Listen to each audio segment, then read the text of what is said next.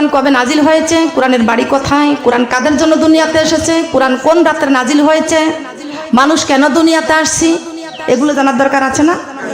অনেকেই বলে দুনিয়াটা মস্ত বড়, খাও দাও ফুর্তি করো, আগামীকাল বাঁচবা কিনা বলতে পারো। আল্লাহ বলছে আগামীকাল কেউ বাঁচবে না, কিন্তু কোরআন নিয়ে ফুর্তি করতে হবে। কথা বলেন ঠিক কিনা?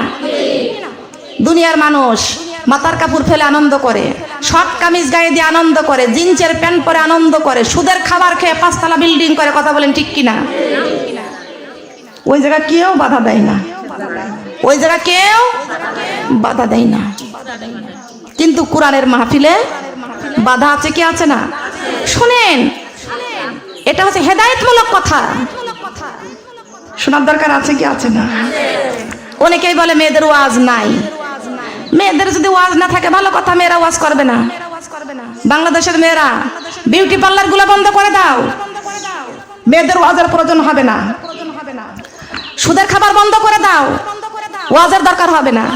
ওয়াজ তো করতে হবে, বিধর্মীদের কাছে কোরআনের বাণী প্রচার করতে হবে, মুসলমানদের কাছে তো কোরআনের বাণী প্রচার করা লাগবে না। কথা বলেন ঠিক কিনা? মুসলমানদের আল্লাহ কয়জন? কথা বলেন জবান খুলে। আল্লাহ একজন। আমাদের জীবন কয়টা? কথা বলেন। আমাদের এই পবিত্র কোরআন কয়টা? আমাদের শাফায়াতের কান্ডারি নবীজি কয়জন? আল্লাহরেও দেখি নাই, নবীরেও দেখি নাই, রুহুটারেও দেখি নাই। দেখছি, জীবনে দেখেছি।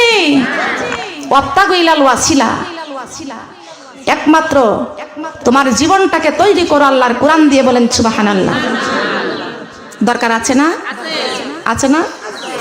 আল্লাহরে দেখি নাই, নবীজিরা দেখি নাই। আমার যে একটি জীবন রুহু, এই রুহু আমরা দেখি না, কিন্তু কত ক্ষমতা, কত বড়াই, কত গর্ব করি, কত অহংকার করি। আমার বাড়ি, আমার ঘর, আমার বাসভবন, আমার টাকা পয়সা, সব কিছু আমার, জীবন আমার, কিন্তু জীবনের মালিক কে? কথা বলেন। আপনাদের কাছে একটি প্রশ্ন করব, এই বক্সের সামনে কেউ দাঁড়াবেন না। জীবন কয়টি? একটি। আপনাদের কাছে প্রশ্ন করব, আমাদের এই জীবনটা বড় না আল্লাহর কোরআন বড়? সবাইকে জবান খুলে কথা বলতে হবে। শেরপুরবাসী মা বোনদেরকে বলে যায়, আমাদেরকে গবেষণা করতে হবে আল্লাহর কোরআন নিয়ে। শুধু বাড়ি করলাম, ঘর করলাম, খাইলাম, দাঁড়াইলাম, আনন্দ করলাম, সবকিছু করলাম, দেহ থেকে রুহটা যেদিন বের হয়ে চলে যাবে সেদিন আমাদের আর কিছুই থাকবে? কিছুই থাকবে না। তবে জীবন বড় না কোরআন বড়?